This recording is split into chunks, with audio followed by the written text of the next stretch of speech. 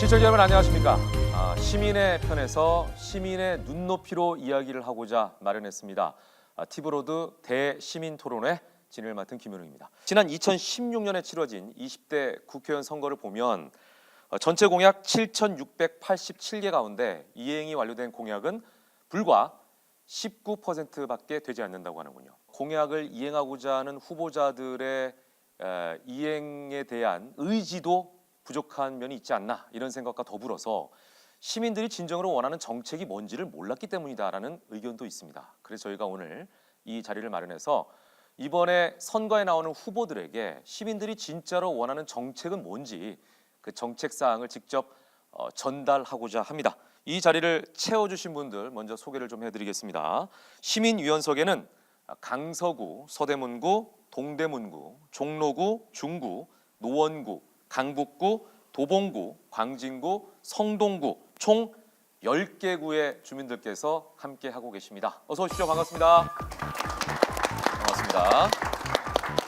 함께 이야기를 나누실 5분의 패널도 소개해드리겠습니다. 한성대학교 행정학과 이창원 교수 나오셨습니다. 반갑습니다. 서울시 시민참여예산지원협의회 김상철 회장님 반갑습니다. 정영진 시사평론가 반갑습니다. 법무법인 강남의 김성수 변호사 나오셨습니다. 반갑습니다. 자, 그리고 티브로드의 이재원 기자 함께 하셨습니다. 반갑습니다. 자, 저희가 티브로드 시민 대토론회 방이라는 거를 마련해 봤습니다. 방송 시작 전에 좀 적어주십시오라고 부탁을 드렸는데 먼저 어떤 의견들이 나왔는지 한번 좀 볼까요? 자, 우리 동네 이런 문제가 해결됐으면 좋겠다.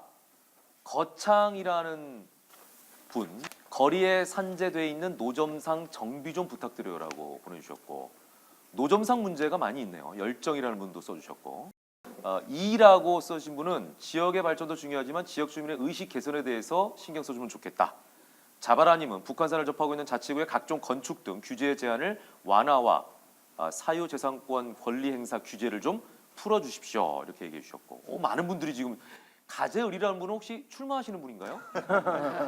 예, 엄청 자세하게 복잡하게 써주셨네요. 이분도 아주 자세하게 적으셨는데 리틀 소속 어디 계십니까? 오랫동안 인식되어온 봉제거리는 유지하되 문화의 도시 및 명품의 도시답게 문화 콘텐츠를 개발하는 데 신경을 써주십시오라고. 숭인 일동 주민 이종호라고 합니다. 저희 그 숭인은 창신동과 인접된 한 카테고리 지역입니다. 네네. 오래전부터 숭인 창신 지역은 봉제 산업으로 유명한 동네인 것은 다 익히 알고 계실 겁니다. 네. 그렇지만 봉제 산업이라는 어떤 네임을 조금 좀 탈피하고 좀 문화 콘텐츠로 조금 바꿔져 가는 동네 변모가 좀 됐으면 좋겠다 하는 생각이 있어서 사실은 소상공인들의 가장 바람인 봉제 산업은 영원히 없어질 수는 없습니다. 그 상황은 그대로 유지를 하되 거기에만 너무 매달리는 것보다는 조금 한 단계 좀 업그레이드되는 그런 쪽으로 좀 개발이 됐으면 좋겠다 하는 취지에서 말씀드렸습니다. 이정호 위원께서는 하시는 일은 죄송합니다만 지금은 정년퇴직하고 계약 기간 만료돼서 지금 쉬고 있습니다. 굉장히 객관적인 위치에서 어떻게 말씀하실 수 있는 그런 분이시네요. 인생에 이런 걸 다 지금 겪으시고. 자, 헐이라는 분, 헐 강북구는 찾아가는 동주민센터가 매일 마지막에 시작된 걸로 알고 있는데요. 찾아가는 동주민센터가 주민을 위한 센터 같은 기능을 하기 위해 앞으로의 계획이 어떻게 되는지 많은 주민이 참여하는 다양한 프로그램이 만들어졌으면 좋겠습니다라고. 찾아가는 동주민센터가 저희 구가 제일 마지막에 이제 작년부터 시행된 걸로 알고 있는데 그래요? 네. 다양한 프로그램이 만들어졌으면 좋았을 텐데 그렇진 못하고 좀 미약했던 것 같아가지고 좀 형식적으로. 네, 형식적인 것 같아서 좀 주민들이 좀 적극적으로 참여할 수 있는 실질적인 프로그램으로 만들어졌으면 좋겠다. 생각하는 프로그램 있으세요? 실질적인 프로그램? 저는 아무래도 저는 애엄마다 보니까 좀 더 저희 아이들과 좀 동네 엄마들하고 같이 할 수 있는 그런 프로그램이 육아 프로그램. 네, 육아 프로그램이나 좀 저희 엄마들이 좀 적극적으로 참여할 수 있는 프로그램 만들어졌으면 좋겠습니다. 네네네네. 잠깐만요. 좀 내려보실래요? 아들 셋 삼준맘. 안녕하세요. 저는 강서구에서 아들 셋 키우고 있는 아들 셋. 네. 그리고 작년까지 국공립 어린이집에 아이를 10년째 보냈던 학부모인데요.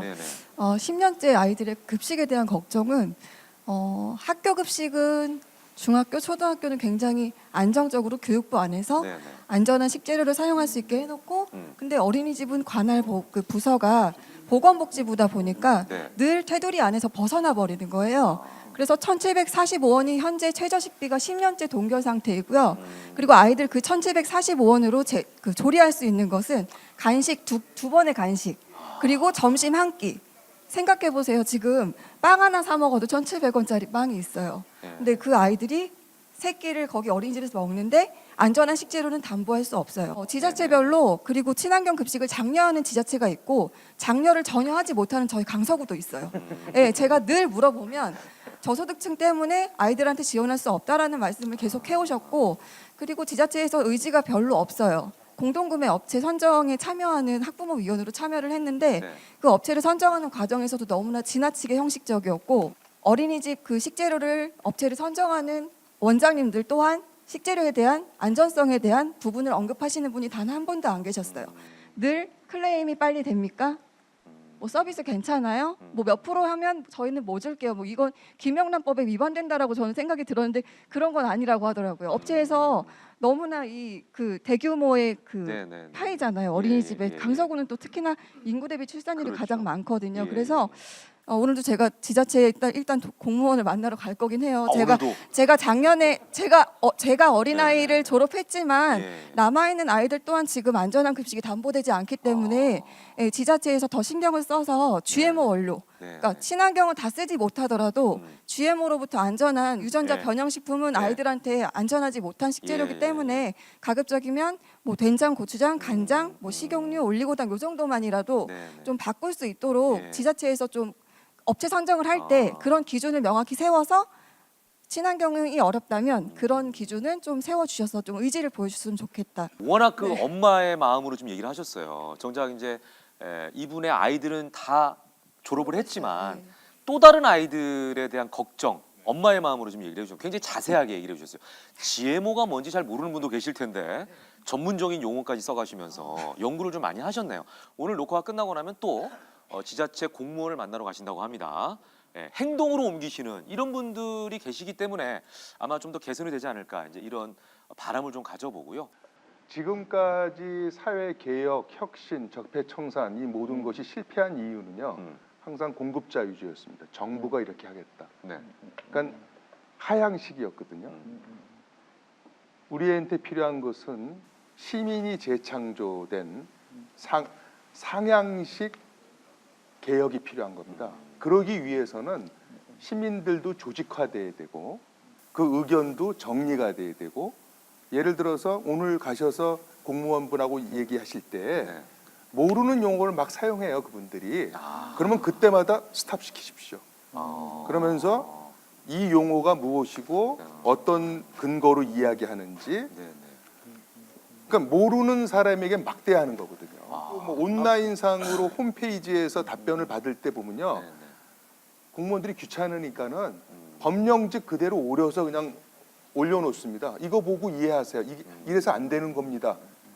그래서 복지부동의 공무원은 사실은요. 그 싹이 있는 거예요. 무슨 얘기냐면 그런 것을 참는 시민이 있기 때문이에요. 그리고 오히려 시민의 입장에서는 내가 잘 모르는 용어를 쓰게 되면 약간 주눅 들잖아요. 그게 의도적인 예. 경우가 많거든요. 예. 법률 용어 좀 섞어가면서 그렇죠. 또 이상한 용어 사람들이 일반 시민들께서 그냥 주눅 들어서 가만히 또 물러나오거든요. 그건 안 좋은 것 같습니다. 예. 저희도 이제 기사를 쓰다 보면 네. 보도자료를 받게 되거든요. 예. 부처에서 이제 각 네. 부처에서 들어오는데 보도자료가 대부분 다 한자로 돼 있어요. 일반 사람들이 쓰지 않는 용어로 돼 있어서 최근 들어서 서울시에서 그런 것들을 많이 순화한다고 그런 운동들을 캠페인을 벌이기는 하지만 많은 시민들의 목소리가 필요한 이유는 소수의 시민들이 자신들의 이익을 대변하는 경우도 사실은 적지 않게 있거든요. 근데 네네. 그렇게 되면 결국 정책이나 법이라는 것이 사실은 모두를 위한 법은 없어요. 그러니까 갈등 상황에서 어떻게 조정할 것인가, 누구에겐가 더 이득이 될 것인가 하는 문제인데 방금 말씀하신 것도 어린이집에 그렇게 식비를 늘리게 되면 뭐 노약자들이라든지 이쪽을 가는 게 적어진다는 거잖아요. 그러니까 그런 특정 세력들, 특정 목소리를 대변하는 사람들의 이익에 이렇게 쏠리지 않게 하기 위해서도 좀 많은 시민들의 목소리가 좀 필요할 때가 분명히 좀 있는 것 같아요. 자, 어쨌거나 오늘 그 윤성민님께서 이 방송이 끝난 다음에 공무원을 만나러 가신다고 하는데 그 공무원이 누구신지 모르겠지만 오늘 큰일 나셨네요. 많은 팁을 지금 얻으셨거든요. 모르는 얘기를 하면 스탑하고 뭔지 설명해 달라고 요구를 하실 거고, 예, 아마 오늘 더 자세하게 그분과 대화를 하지 않을까 이제 이런 기대감을 저는 기대를 합니다만 예, 그분은 누구신지 예, 좀 걱정이 되기도 합니다. 정치인이나 행정은 자기 귀에 잘 들리는 얘기들을 시민의 전체 목소리인 것처럼 생각하고 네. 거기에 입각해서 정책을 수립하고 있거든요.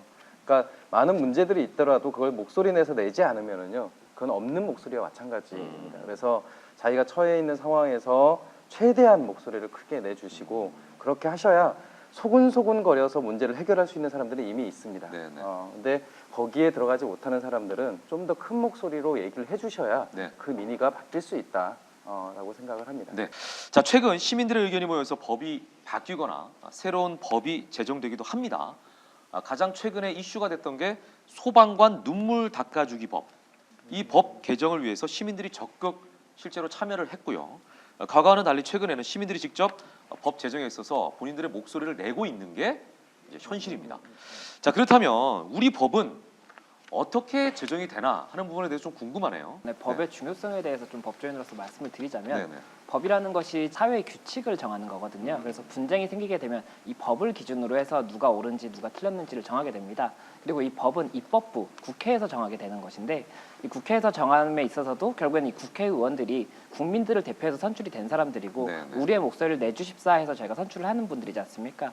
그렇기 때문에 이제 그분들이 법을 정하게 되는데 국회에서 정하는 경우가 있고 이제 정부에서 행정부에서 이런 절차를 진행함에 있어서 우리가 이런 법이 좀 필요하겠다 이렇게 해서 안을 내는 경우가 있습니다. 그래서 국회 입법 과정은 국회의원이 초안을 작성을 하고 이런 법률안이 있으면 좋겠다 해서 초안을 작성을 하고 시민의 의원들한테 동의를 받습니다. 그래서 동의를 받은 다음에 이게 어떻겠냐고 상임위원회, 국회에 이제 상임위원회들이 다 있거든요. 그래서 그 상임위원회에서 이걸 한번 다시 검토를 해보고 이제 법제사법위원회에서 이 법 자체가 국회의원들이 다 법조인들은 아니지 않습니까? 그래서 틀린 부분이 있을 수가 있으니까 그런 부분들을 또 검토를 한번 합니다. 그래서 이제 문제가 없다 이렇게 되면은 국회 본회의에다가 의결을 넣는 거죠.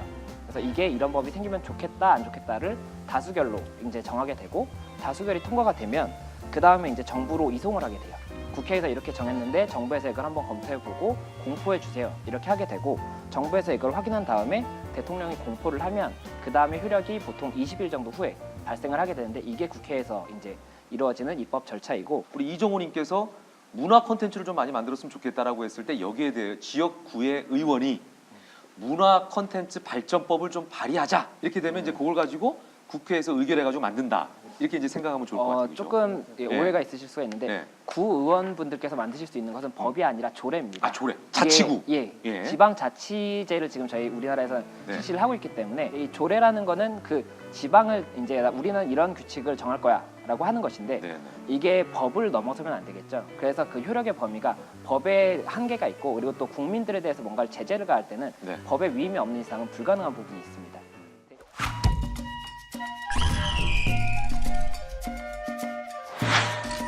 먼저 40이라는 키워드가 궁금한데 40이면 과연 어떤 내용인지 시민께 좀 여쭤보도록 하겠습니다. 본인의 나이다 뭐 이런 분들 계시고 제가 올해 딱 40입니다 뭐 이런 분도 계실 것 같고 40 맞춘 건 네. 그냥 노후된 건축의 연수 아닐까요? 재건축이요. 맞습니다. 예, 맞아요. 잘 때립니다. 전문용어를 쓰셨네요. 네. 잘 때리셨습니다. 네. 정확하게 맞췄습니다. 30년이 넘는 아파트는 재건축 대상이 일다라고 우리가 알고 있었는데 최근에 이 연수가 늘어났죠. 30년이라는 게 어떤 기준인지를 네. 한번 생각해 볼 필요는 있을 것 같아요. 예. 그러니까 그거는 콘크리트의 수명을 얘기하는 게 아니거든요. 그러니까 이제 기술적으로 봤을 때 계속 건축 기술은 발전하는데 집의 수명이 점점 준다는 것은 사실 말이 되지 않습니다. 그러니까 결국 재건축의 필요 연한이라고 하는 것은 사회 환경이 워낙 급격히 바뀌기 때문에 거기에 필요한 주거 환경의 요소들을 도저히 채울 수가 없게 되는 일종의 주거 환경적 요소가 크다라고 볼 수 있습니다. 그런 면에서 2015년도에 기존의 40년이 30년으로 축소됐고 그 축소된 이후에 그 목적을 잘 달성했는가를 한번 진단해 볼 필요가 있다는 게 제 고민입니다. 원래 30년이었던 게 아니고요.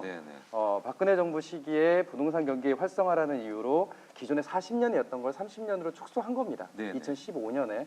그러면 지금 3년이 지났고 그 3년이 지난 동안 과연 주거복지가 잘 달성이 됐느냐, 연한을 줄여서 이걸 진단을 해봐야 되겠죠. 이게 그래서 30년이나 40년이냐 이 논쟁이 중요한 것이 아니라 정책이 한번 바뀌었으면 그것이 바뀐 취지대로 잘 됐는지를 한번 점검하고 거기에 따라서 잘 되지 않았으면 다시 돌릴 수도 있는 것이 정책이라고 생각을 하고 있습니다. 네, 지금 중요한 얘기를 해주셨는데 30년이냐 40년이냐 이 연수가 중요한 게 아니라 실제로 어떤 아파트는 50년이 지나도 무너지지 않게 튼튼하게 지은 아파트가 있을 수가 있고 어떤 아파트는 20년만 돼도 위험할 수 있지 않습니까?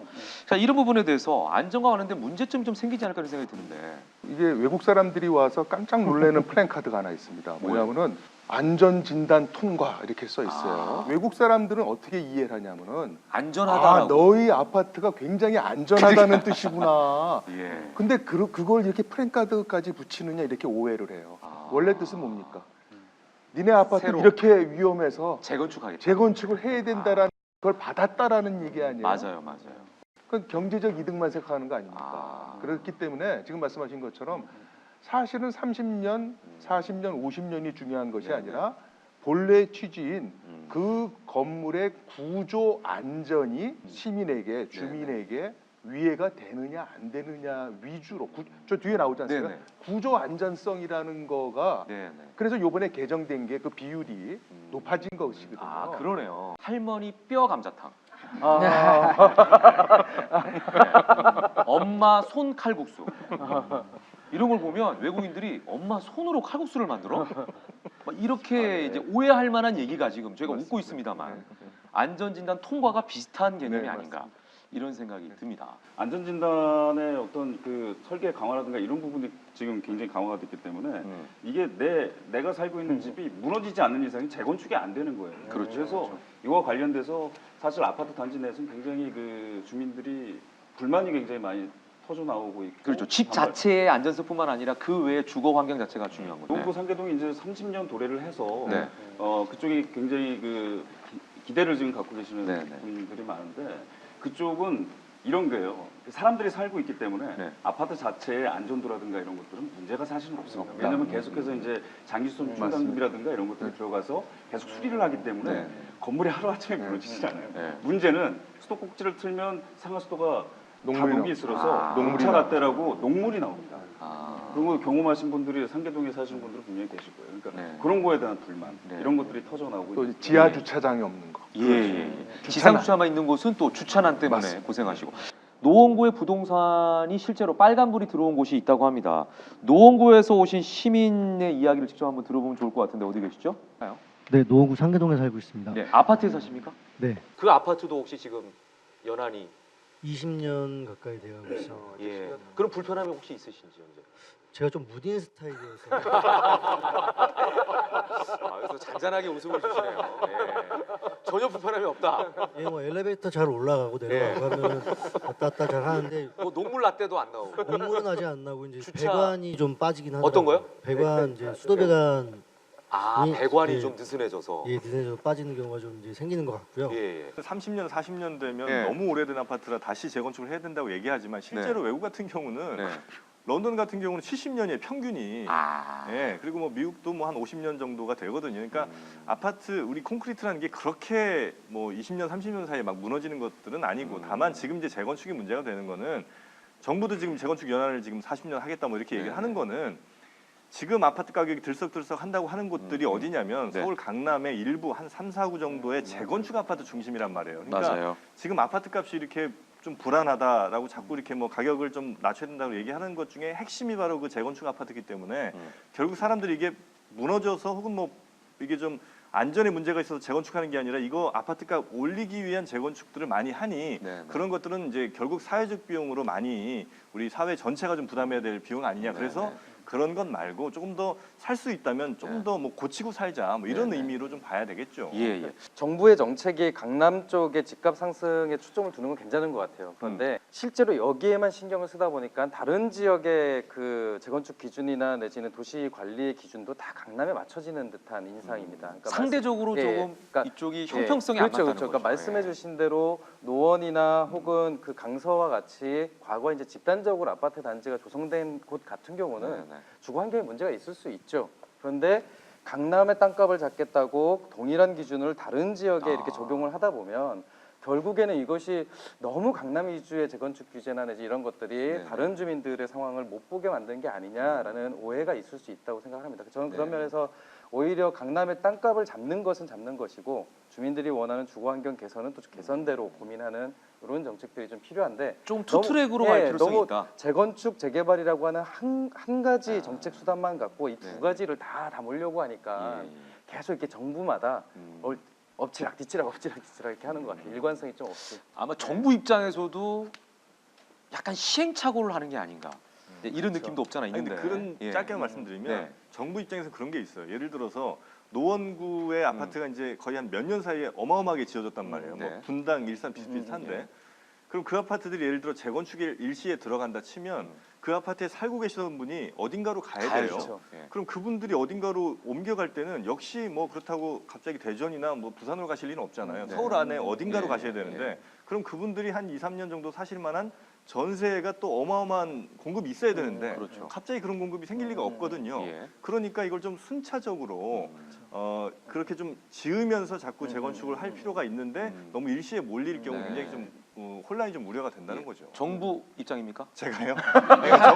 정부가 그런 고민을 할 수밖에 없죠.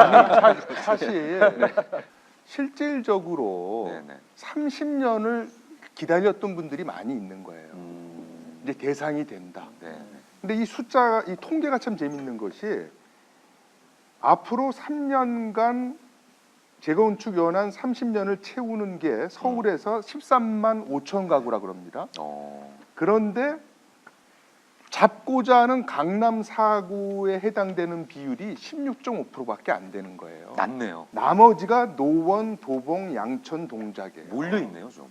그러니까는 이분들은 그것만 기다렸는데 기다려도. 그 대상은 강남을 잡으려고 강남 4구를 잡으려고 했던 정책의 타겟이 네, 네. 거꾸로 노원, 도봉, 양천, 동작구가 돼버린 거에 분노하고 계신 거예요. 이 교수님께서 말씀하신 게 어느 정도 이해는 됩니다. 예, 왜냐하면은 30년만 돼봐라. 이러면서 기다렸는데 하필 내가 30년이 됐는데 우리는 못하게 해. 이러면 이것도 사실은 불공평한 거 아닙니까? 그분들 입장에서는. 도봉구에 살고 있고요. 네. 도봉구에 26년 된 아파트에서 살고 있습니다. 네, 네. 네, 우선 제일 좋은 점은 사실은 오래됐기 때문에 좋은 점들은 이웃들이 떠나지 않는다라는 게 제일 좋은 점이고요. 예. 네. 굉장히 정이 많으신 분이요. 네, 왜 오랫동안 사신 분들이 많기 때문에 동네 마을 운동이나 마을 활동할 때 굉장히 편한데 네. 나쁜 점이 있다면 아까 얘기하신 것처럼 녹물이 나온다든가 실제로 네, 지금 나오고 실제적으로 있습니다. 나오고 있어요. 아침에 씻을 수가 없어요. 아침에 일찍 왜요? 물이 몰리는 순환이 거죠. 잘 안 되기 때문에 한꺼번에 한꺼번에 네, 다. 한꺼번에 쓰게 되면 물 순환이 안 돼서 네. 아침에 뜨거운 물을 바로 쓸 수 없다라는 거죠.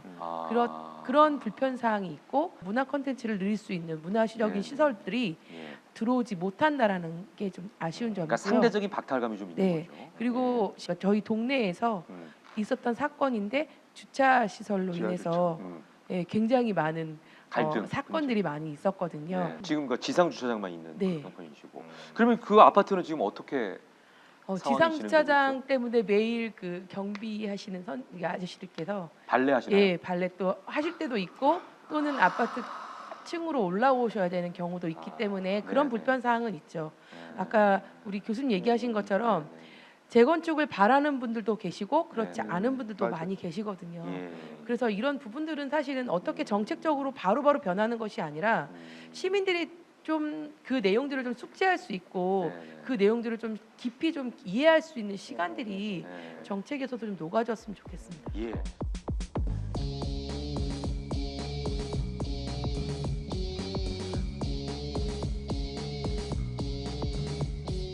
보상금 갈등이라는 네, 이 키워드가 하나 있었거든요. 재건축을 하거나 리모델링 하거나 아니면은 그 지역을 개발하기 위해서 이제 보상금이라는 것들이 또 지급이 될 수가 있는데 여기에 대한 갈등 등도 좀 많이 있다 그래요. 한국에서 재건축이나 도시 개발의 최고의 역설은 열악한 주거 환경에 살던 분이 그 주거 환경이 개선됐을 때에는 정작 그 개선된 주거 환경에서 살지 못한다는 것이 가장 중요한 역설입니다.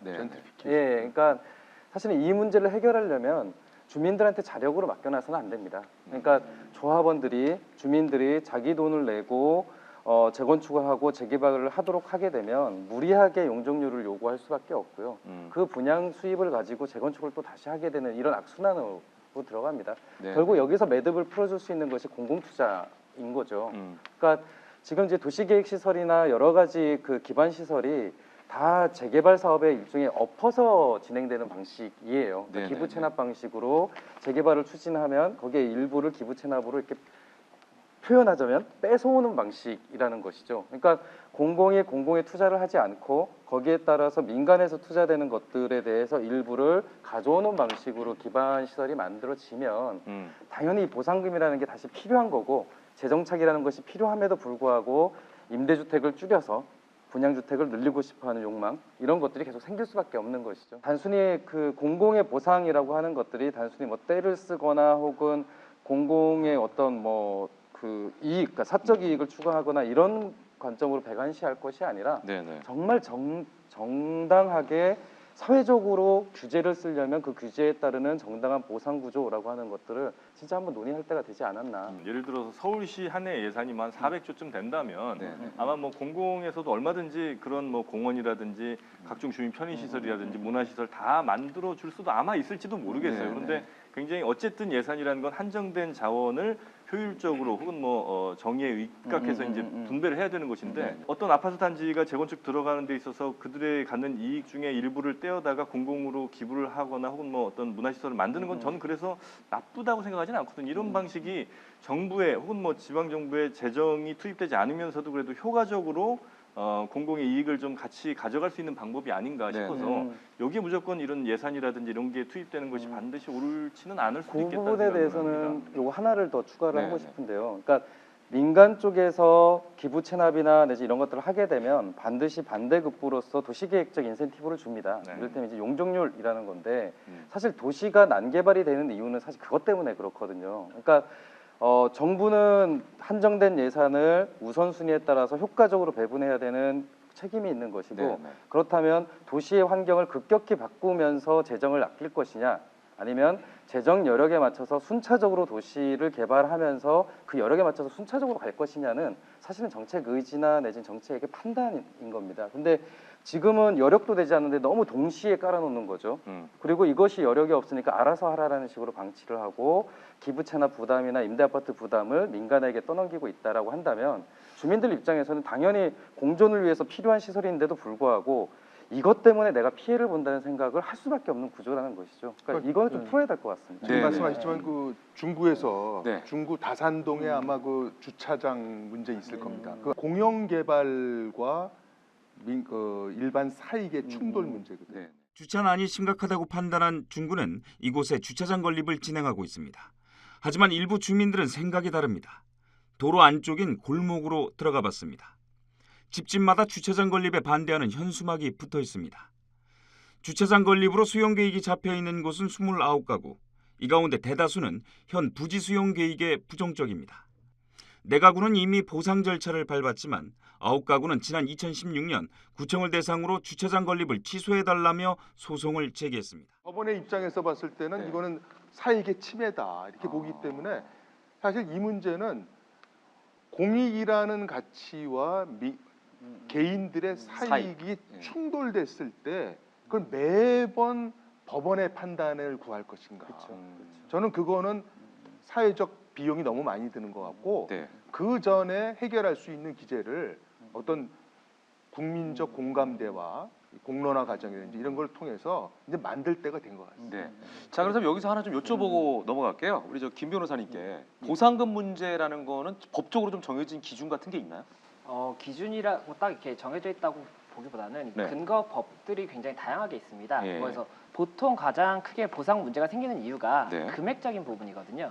왜 하필이면 내 땅이냐? 보통 이게 좋은 게 들어오면 그 주변 땅값이 더 올라가게 되는데 네. 보상을 받는 분들은 님비죠. 그 당시 네. 시가로 돈을 받고 나가게 되니까 손해를 예. 보게 돼요. 예. 상대적으로. 예. 그렇다 보니까 왜 하필이면 내 땅이냐가 문제가 되는 거고 그리고 그러면 내 땅을 내가 주는 거니까 감정을 정확하게 해달라라고 하는데 사람들이 다 마음이 다르지 않습니까? 뭐 네. 아파트라면 시세라도 있는데 그게 아니라 뭐 주택가 같은 경우에는 이게 얼마인지는 정말로 알 수가 없어요. 어떤 땅은 뭐 10억에 팔리고 어떤 땅은 1억에 팔릴 수도 있는 거거든요. 중구 다산동 얘기하셨는데 예. 지금 두 번 다 구가 패한 상황인 거죠. 맞습니다. 앞으로는 어떻게 진행이 됩니까? 지금 그래서 대법원으로 올라가 있는 상태인데 상고까지 한 거예요? 상고까지 간 상고까지. 겁니다. 예, 예, 맞습니다. 그리고 이게 구청에서도 네. 두 번 패소했다고 해서 바로 뭔가를 조치를 취할 수가 없는 게 책임 네네. 소재의 문제가 생기기 때문에 아. 구청에서는 판결이 확정된 다음에 뭔가 네. 그 다음 액션을 취할 수밖에 없는 부분이고 네. 일단 구청에서도 이게 만약에 전국적으로 패소를 한다면 그러면 이 건립 계획을 취소를 한다든지 아니면 건립 계획을 계속 유지를 하면서 주민들이랑 다시 협의를 해야겠죠.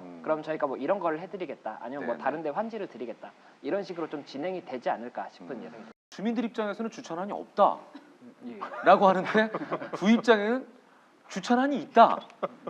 이게 왜 서로가 상대적으로 이게 다른 생각을 갖게 되는지부터가 저는 궁금하네요. 직접 이제 취재를 제가 계속 예. 2015년부터 취재를 했기 때문에 저 상황을 정확하게는 알고 있는데 네. 여기는 사실 그 소방도로도 없는 그 소방차도 굉장히 들어가기가 쉽지 좁은 않은 골목들이 여기. 그 이쪽에는 아예 차량이 진입을 할 수 없고요. 그 성곽길 쪽으로 차량이 진입을 해야 됩니다. 네. 그래서 이제 거기다 차를 두고 이렇게 내려오시는데 네. 그쪽에 이제 교회가 있어요. 예. 교회 앞에 보면 낮에도 차가 꽉꽉 들어차 있을 정도로 주차난은 있을 수도 있고 없을 수도 있는데 그게 누구의 주차난이냐라고 하는 게 핵심일 것 같습니다. 그러니까 실제 2015년도에 중구청이 수립한 계획을 보면 지하에는 주차장을 세우는 게 맞아요. 그런데 지상 4층까지는 일종의 관광 시설들이 들어가는 방식으로 되어 있습니다. 그러니까 지역 주민들 입장에서는 여기에 주차장이 들어간다 해도 나의 문제를 해결하는 것이 아니라 우리 동네가 외부에서 오는 관광객들에게 내어준다라고 하는 느낌을 설득되지 않으면 사실 이건 수용하기가 굉장히 힘듭니다. 그러니까 누구를 위한 개발인가? 예, 하물며 내가 살던 집을 내어주면서 주차장을 준다라고 할 경우에는 사실은 상당히 높은 수준의 동의가 필요한 것이거든요. 그러니까 이게 과거와 같이 관광 수용을 위해서 단순히 차가 많이 몰리기 때문에 이런 것 때문에 사람이 살던 집을 갖고 간다라고 하는 것이 쉽지 않다는 것을 좀 알았으면 좋겠습니다. 이게 굉장히 높은 수준이 필요한 거다. 높은 수준의 합의가. 이런 게 계속 문제가 되는 이유가 예. 구청 같은 데서 이런 계획을 수립을 하고 진행을 할 때 주민들한테 설명이라든지 동의를 하는 절차 자체가 좀 굉장히 미비하게 돼 있거든요. 그러다 보니까 주민들은 갑자기 계획이 세워지고 아니 이게 무슨 소리냐 이렇게 돼서 계속 싸움이 나는 부분도 그래서 있어서 사실 제가 취재를 할 때 그 문제가 됐을 때 그쪽을 찾아갔었어요. 찾아갔더니 주민설명회가 한 번인가 두 번 있었는데 주민들은 잘 모르시더라고요. 홍보 자체가 그러니까 홍보 자체를 형식적으로 하는 예, 찬성하는 쪽으로만 또 이제 주민 형식적으로 설명을 한다든가 네. 이런 식으로 이루어지기 때문에 그런 것 때문에 좀 반발이 나중에 네. 심각한 갈등으로 이어지는 경우가 많습니다. 예. 자, 저희가 토론을 하다 보니까 중구에서 중구 시민위원께서 마이크를 지금 본인이 직접 가져오셨어요. 얼마나 답답하신지. 예. 토론을 하다 보니까 좀 부족한 건 이 자리에 지자체 관계자나 공무원이 있었으면 좋겠다 또 이런 생각도 드네요. 직접 소리를 좀 들을 수가 있으니까. 네, 안녕하세요. 중구에서 지금 한 35년째 살고 있는 주민인데요. 네. 주민 입장에서 지금 말씀하셨는데 아까 뭐 주차난이 왜 없다고 그러냐. 예. 그건 일부 주민들의 생각이고요. 주민마다 다른 거죠. 지금 동호로 17길 일대에 네. 지상 3층과 4층의 공영주차장을 설립하려고 했다는 내용 아까 말씀하셨죠. 예. 그래서 40년 된 주거하게 된 분들 52가구가 지금 이제 철거 위기에 처해 있습니다. 네. 물론 그분들에 의해서는 참 안타깝고 그분들의 입장을 다 수용해 줘야 되나 보다는 게 있어서 그분들에 대해서는 제가 뭐라고 말씀을 드릴 수가 없고요. 네. 일단은 며칠 전에 화재가 났습니다. 그래서 네. 지하 그 빌라 4가구가 전소가 됐습니다. 그 이유가 아까 기자님 말씀하신 것처럼 소방도로가 확보가 되지 않아서 올라가지 못해서 했습니다. 그러면 나머지 그 52가구 외의 사람들 분들은 절실하게 주차장이 필요하다고 생각을 하시고요. 공영 주차장 어떻게 백을 써서 좀 들어갈 수 없냐 이렇게까지도 하시는 분들이 많습니다. 또 하나는 그럼으로써 그게 만약에 주차장이 설립이 된다면 여러분들이 혜택도 되지만 또 저희가 빈부격차가 좀 심한 그 중구인데 주거 지역이 참 밀집돼 있습니다.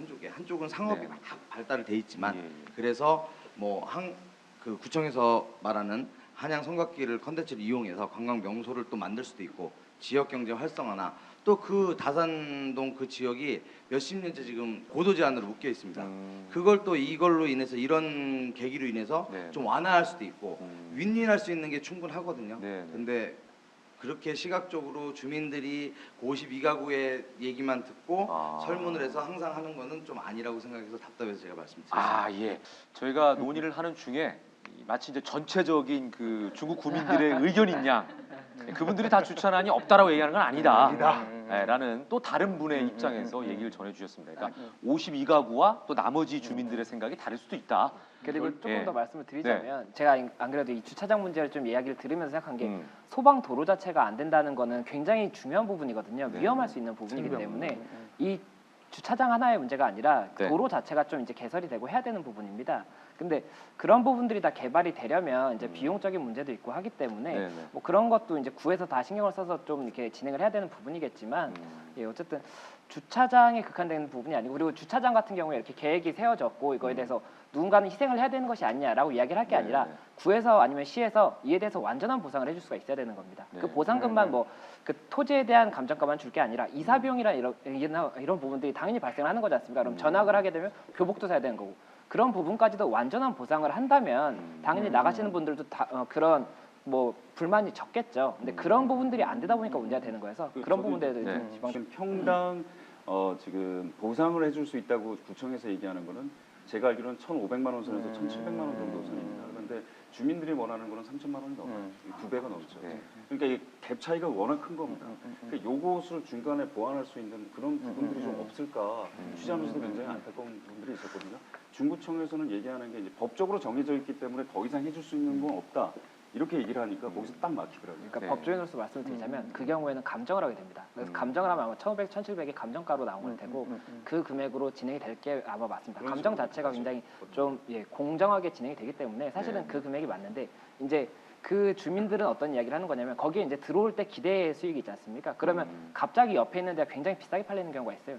야 저기는 평당 3,000원 팔는데 무슨 소리냐 이렇게 돼서 지금 불만이 많이 나오는 부분이 있어서 그럼 이런 부분에 대해서는 뭐 지방자치단체에서 어떻게 좀 처리를 하는 게 좋을지 이런 부분도 좀 그러니까 이 부분은 이제 공시지가라는 거와 실질적으로 판매되는 가격과의 또 갭 차이 때문에 이제 일어나는 일이 아닌가 이런 생각이 드는데요.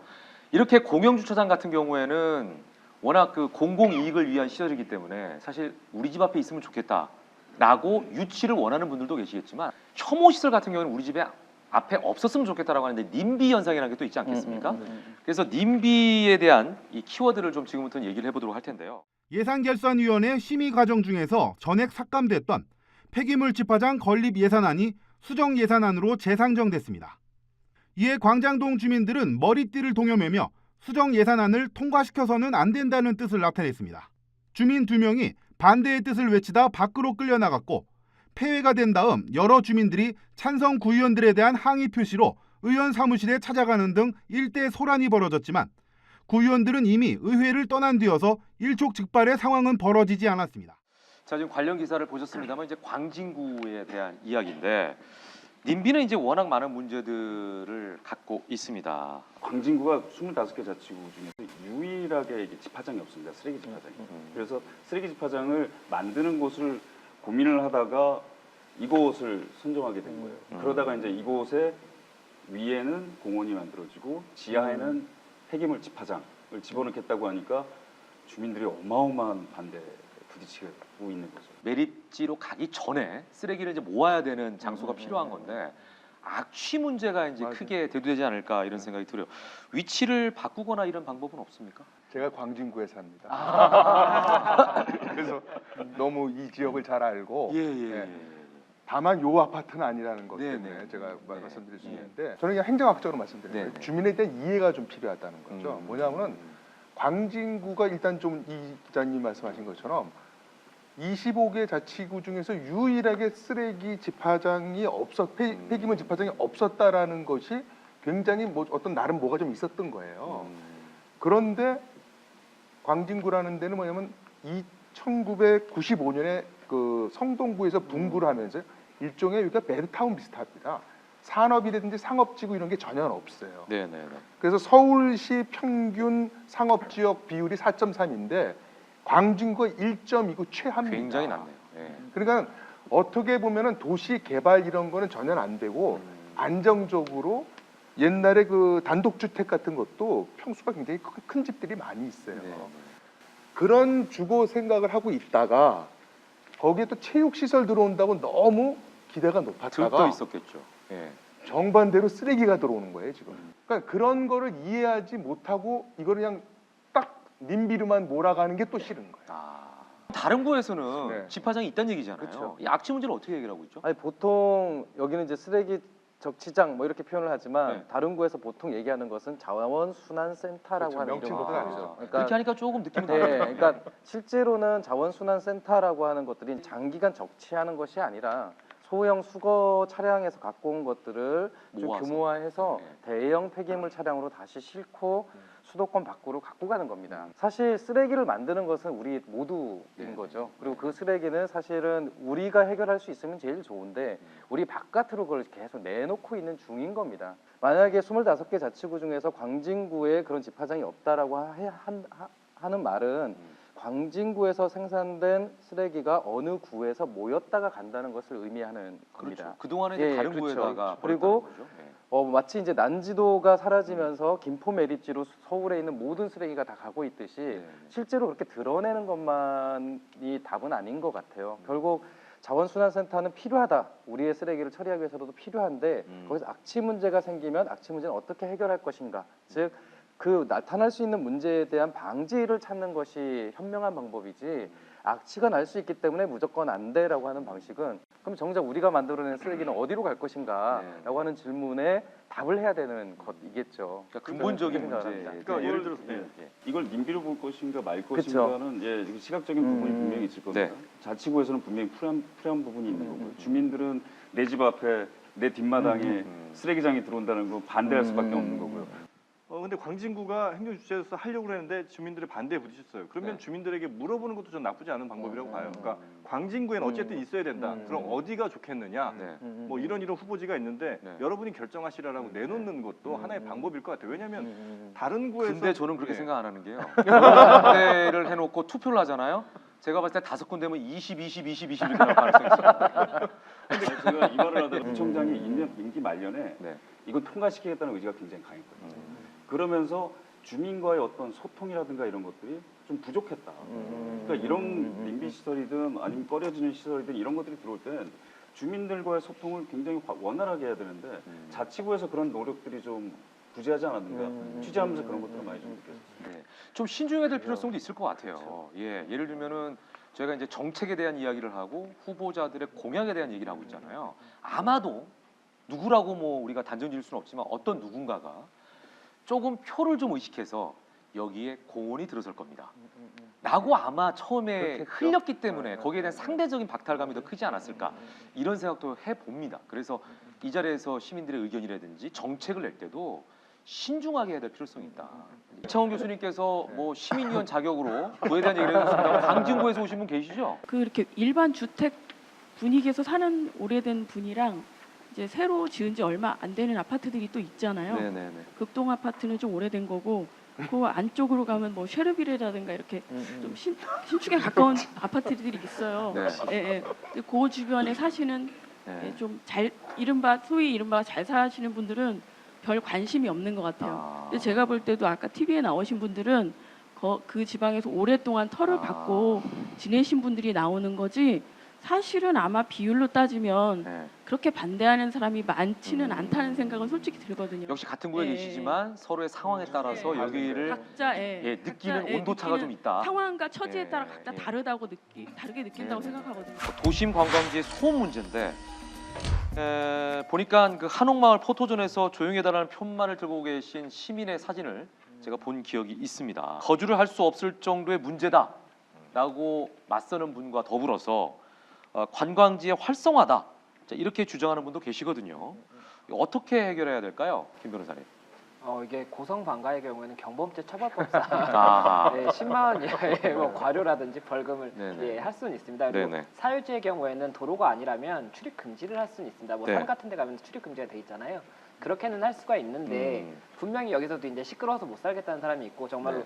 아 이제 우리가 산업이 살았으니까 여기가 집값이 오르고 굉장히 좋은 일이다라고 생각하는 분들이 있기 때문에 네네. 이게 뭐 동일하게 다 같은 생각이라면 뭐 출입 금지라든지 이렇게도 할 수가 있겠지만 그게 안 되는 부분이거든요. 네네. 결국엔 이것도 이제 구에서 해당 구가 또 이게 뭐 이렇게 관광지가 됐으니까 또 구에도 좋은 부분이지 않습니까? 네. 그러면 더욱더 구에서 이거 뭐 뭔가 지원을 해준다든지 이 뭐 시끄럽다고 하시는 분들에 대해서는 그럼 뭐 어떻게 좀뭐 다른 곳으로 이사 가는 걸 좀 지원을 해준다든지 이런 식으로 방안을 여러 가지를 주민들과 많이 소통을 해서 좀 네. 결정을 해야 되는 부분이 아닌가 싶습니다. 그러니까 결론은 기승전 보상이네요. 제가 이 동네에 또 살았어요. 제가 시민위원으로서 바로 저 골목에 살았거든요. 그래요? 예. 그래서 한 1년 정도를 살았습니다. 2011년, 12년쯤에 살았는데 어떠셨어요? 일요일쯤 되면요. 토요일, 일요일쯤 되면 집에서 자고 있잖아요. 네. 갑자기 누가 대문을 벌컥 열고 들어옵니다. 아, 관광객이. 한옥인데 예. 그러니까 그냥 관광객들이 와서 안에 들어와서 막 사진을 그냥 찍어요. 남의 집인데. 근데 그 실제로 이런 게 폭발하는 사건이 있었습니다. 아, 그래요? 그러니까 그 이화동이라고 있는데 이화동에는 그쵸. 이제 벽화 때문에 굉장히 유명해진 곳인데 예. 그러면서 이제 그 당시에 이제 사드 전에 중국인 관광객들이 오면서 많은 수많은 관광객들이 왔었는데 주민이 이 벽화 때문에 사람들이 몰려든다 그래서 벽화를 훼손한 사건이 있었어요.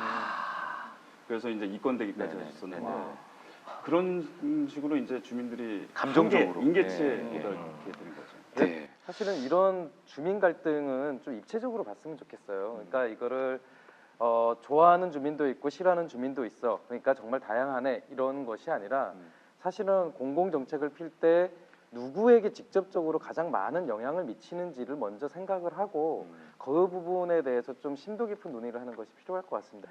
그냥 단순히 우리 동네는 오지 마 혹은 우리 앞마당에는 아니야 이런 것이 아니라 그까지 가기 전까지 굉장히 많은 갈등들이 축적되어 있어서 현재의 태도가 만들어진 걸로 보고 다시 풀려면 지금 상태에서 풀려고 하는 게 아니라 왜 이런 태도가 생겼는지를 좀 짚고 사과할 부분은 좀 사과하고 이렇게 해서 좀 제대로 풀었으면 좋겠다. 주민 간 갈등 문제에 있어서 그것이 자치구든 광역, 뭐 서울시든에서 피하게 되는 공무원들이 저한테 하는 얘기가 있습니다. 뭐냐면은 일단 주민 간 갈등이라는 것은 절대 어느 쪽 손을 들어줄 수가 없어요. 그러다 보면은 공무원들은 또 뭐가 좋으냐면 계속 로테이션을 해요.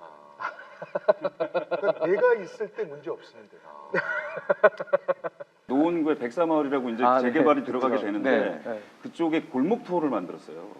그러니까 벽화를 만들면서 거기가 이제 사진 찍기에 좋다고 해서 공무원의 아이디어로 이제 거기 골목길 투어를 만들었는데 주민 입장에선 허름한 집에 사는 것도 창피한데 동물원에 내가 원숭이냐 이런 식으로 갈등이 폭발이 되기도. 정답이 뭐다라고 얘기하기 참 힘들 것 같은데 소통이라는 게 가장 중요하지 않나. 그러니까 의견을 최대한 많은 분들의 의견을 100% 다 반영할 수는 없겠지만 좀 들어주시는 것도 중요할 것 같고요. 그리고 그에 걸맞는 보상이라는 게 결국은 따라야 되지 않나.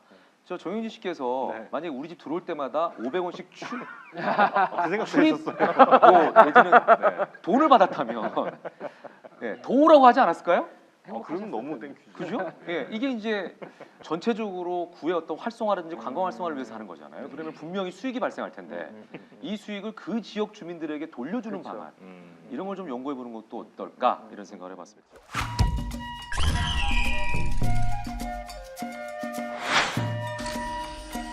서대문구 신촌 일대입니다. 평일에는 버스만 통행이 가능하고 주말에는 모든 차량 운행이 금지됩니다.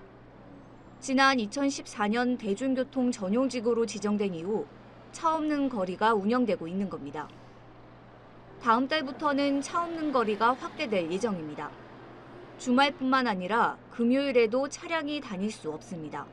이 문제에 대해서 시민들께서는 어떻게 생각하고 계실까요? 그러니까 저같이 그냥 신촌에서는 뭐 상인은 아니기 때문에 뭐 차 없는 거리 뭐 그리고 많은 행사들이 일어나고 등등등 하는 것은 좋게 보일 수도 있는데요.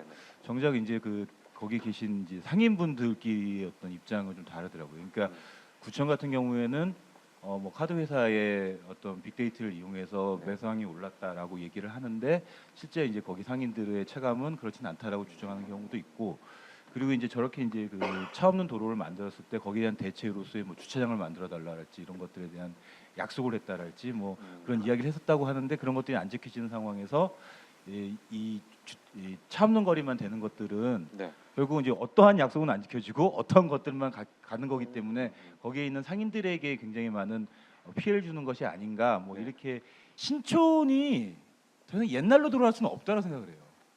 이게 옛날에 그 90년대에 굉장히 빛나던 시기로 돌아갈 수는 없다 생각. 이건 이미 이제 홍대나 이런 데로 다 간 거고 신촌은 더 이상 그때로 돌아갈 수 없는데 제가 볼 땐 이 이야기를 가지고 구청이나 상인분들은 다 그 옛날로 돌아갈 수 있는 방법을 생각하고 있는 건 아닌가. 너무 거기에 매달려 있는 건 아닌가.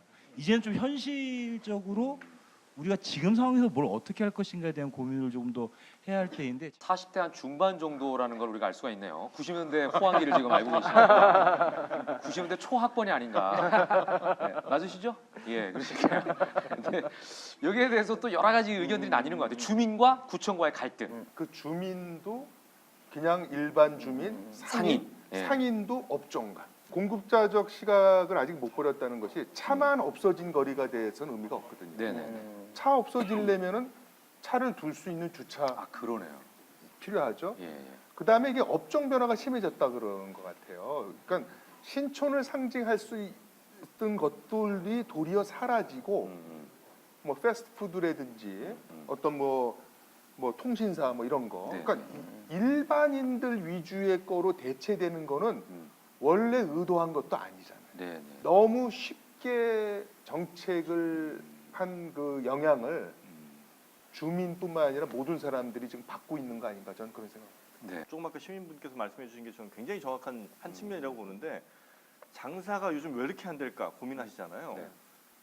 근데 그 이유로 가장 눈에 확 띄는 게 지금 차 없는 거리 때문이다라고들 판단을 많이 하시는 것 같은데 실제로 보행자 수는 확실히 늘었거든요. 차 없는 거리 한 이후로 보행자 수는 한 37% 정도 늘었다고 하고 전체 매출도 뭐 18% 늘었다고 하는데 물론 이 매출이라는 거는 업종별로 분명히 좀 희비는 교차할 것 같긴 한데 여튼 어떤 업종이 됐든 간에 사람이 늘어나지 않는 상황에서는 무엇을 해도 잘 안 되는 거거든요. 일단 사람이 늘어난다는 것 자체는 굉장히 바람직한 것이고 그 늘어난 사람들을 어떻게 내 가게로 끌어올 수 있는가를 고민하셔야 되는 게 상인분들이 판단하셔야 될 몫인 것 같은데 그렇지 않고 지금 차 없는 거리 때문에 내가 장사가 안 된다라고 판단하시면 굉장히 아마 더 앞으로 어려운. 왜냐하면 신촌이 사실은 한 몇 년 전 한 10년 전부터 하여튼 홍대에 다 뺏기고 난 이후에 굉장히 침체기를 한동안 꽤 겪었거든요. 그러다 요즘에 다시 조금 살아나는 것인데 그마저도 그 살아난 작은 불씨마저도 다시 꺼질 수 있다는 거. 이게 왜 반대하는 사람이 생기고 왜 찬성하는 사람이 생기느냐를 잘 보면 이 가운데 대로를 차를 없애고 거기에 이제 문화 행사를 집어넣고 있습니다. 주말마다. 그래서 양쪽에 있는 상가만 잘 되는 거예요. 그러니까 안쪽에 있는 상가에 대한 지원책이라든가 어떤 그런 정책들이 사실은 부재되어 있기 때문에 그래서 이런 문제들이 좀 어느 쪽은 찬성하고 어느 쪽은 반대하고 이런 것들이 좀 생기지 않나.